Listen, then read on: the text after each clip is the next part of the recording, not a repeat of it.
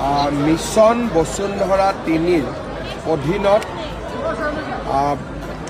মাটিৰ পট্টা প্ৰদান কৰাৰ কাৰ্যসূচী আমি ধেমাজিত কেন্দ্ৰীয়ভাৱে আৰম্ভ কৰিছোঁ। এই বসুন্ধৰা ৩ৰ জৰিয়তে ধৰ্মীয় অনুষ্ঠান, school, college, club, music school, এই বিভিন্ন ধৰণৰ অনুষ্ঠানে আজি গোটেই অসমজুৰি মাটিৰ পট্টা লাভ কৰিছে। নন কেডেষ্ট্ৰিয়েল ভিলেজত বাস কৰা লোকসকলৰ গাঁও আমি কেডেষ্ট্ৰিয়েল ভিলেজলৈকে ৰূপান্তৰ কৰি আজি মাটিৰ পট্টা প্ৰদান কৰিছোঁ। প্ৰায় ২ লাখ লোক আজিৰ দিনটোত ভূমি পট্টা লাভ কৰিবলৈ সক্ষম হ'ব। মিছন বসুন্ধৰা 1, 2, 3 তিনিওটা মিলাই চৰকাৰে 10 লাখ পৰিয়াল, অনুষ্ঠান, ধৰ্মীয় অনুষ্ঠান, শিক্ষানুষ্ঠান সকলোকে মিলি 10 লাখ পৰিয়ালক আমি উপকৃত কৰিব পাৰিছোঁ। অসম চৰকাৰৰ এটা সফলতম আঁচনি আছিলে। পৰৱৰ্তী সময়তো বসুন্ধৰা 4 আমি আৰম্ভ কৰিম, যাতে এইবাৰো বাদ পৰি যোৱা জনসাধাৰণক আমি অহাবাৰ সমাহিত কৰি ল'ব পাৰিম। স্যাৰ, যিহেতু সমাগত বিধানসভা নিৰ্বাচন ধেমাজি 3টা সমষ্টি এটা হৈছে, এতিয়া নৱগত চিচিবকা সমষ্টিত বা নতুন প্ৰাৰ্থীৰ মুখ দেখিব পাব নেকি? তাতো দেখিতো পাবই লাগিব, কাৰণ 2জন বিধায়ক আছে, ৰণোজ পেগু আৰু ভুৱন পেগু। সমষ্টি 3টা যিহেতু তৃতীয় ব্যক্তি এজনটো আহিবই লাগিব। 2 মাৰ্চৰ পৰা যি আপোনালোকৰ বিজেপিৰ আশীৰ্বাদ যাত্ৰা আছে, 2 মাৰ্চ নহয়, অহাকালিৰ পৰা কেনেদৰে ভাল কৰি ৰাইজৰ ওচৰত যাম, ৰাইজৰ লগত কথা বতৰা পাতি।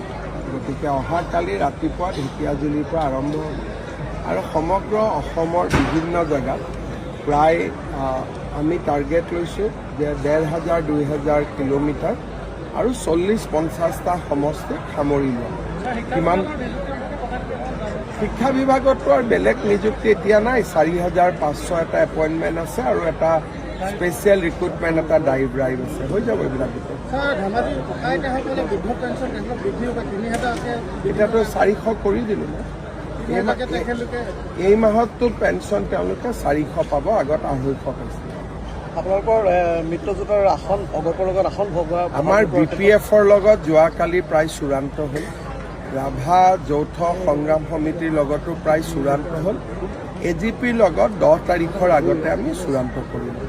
অগপৰ ফালৰ পৰাও এইবাৰ গৰিষ্ঠ সংখ্যক আসনৰ দাবী দাবী জনোৱাততো কাকো আপুনি বাধা দিব নোৱাৰে, কিন্তু আমাৰ গোটেই ক'ত আমাৰ শক্তি আছে এটা ছাৰ্ভে হয়, পৰ্যালোচনা হয়, ৰাজনৈতিক ফিডবেক লোৱা হয় আৰু সেই ফিডবেকৰ অধীনত 16তো আমি মিত্ৰতা কৰিছোঁ, 21তো কৰিছোঁ, গতিকে 26তো হৈ যাব।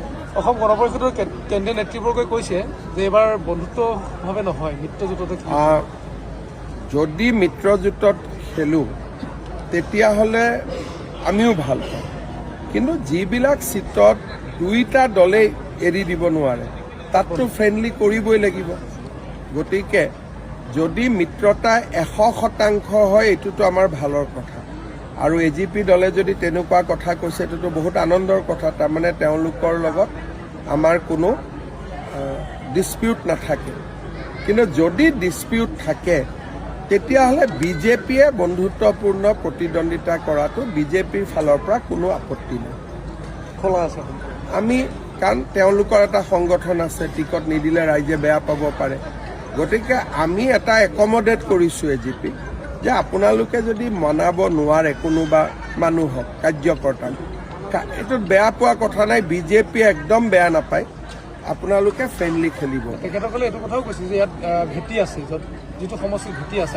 মই সেইটোকে ক'লোঁ যে তেওঁলোকে ক'ব ভেটি আছে, আমি ক'ম ভেটি নাই। যদি 2টা দলে নিমিলে তেতিয়া কি হ'ব? তেতিয়াতো বন্ধুত্বমূলক খেলিব লাগিব। এইটো আপোনালোকক লৈতো প্ৰেছ ষ্টেটমেণ্ট দি থাকিলেতো সমস্যাটো সমাধান নহ'ব।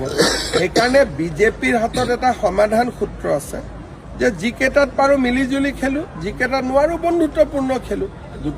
এটা পাৰ্টি জিকিলেই হ'ল, হ'ব।